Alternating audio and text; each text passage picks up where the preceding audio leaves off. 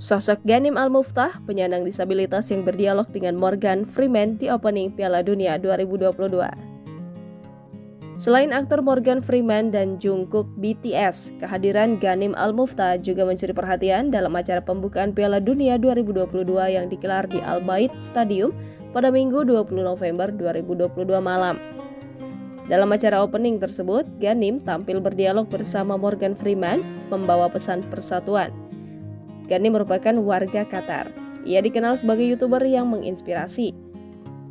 Ghanim diketahui terlahir dengan kondisi langka yang dikenal sebagai Caudal Regression Syndrome atau CDS. Kondisi itu membuatnya terlahir tanpa bagian bawah tubuh atau kaki. Namun, Ghanim berusaha berdamai dengan kondisinya itu.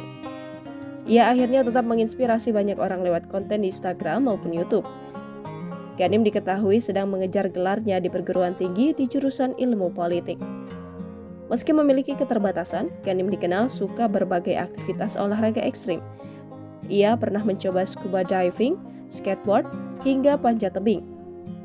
Ghanim sering membagikan aktivitas keseharian atau pesan-pesan inspirasinya lewat media sosial. Saat ini Ghanim memiliki 821.000 subscriber YouTube dan 3,3 juta followers di Instagram. Di Piala Dunia Qatar 2022, Ghanim Al-Muftah ditunjuk sebagai duta niat baik sekaligus brand ambassador.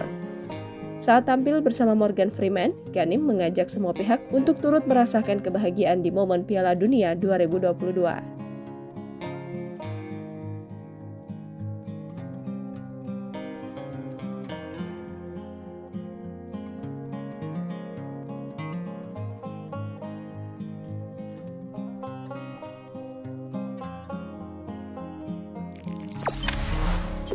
Jangan lupa subscribe, share, komen, dan like ya!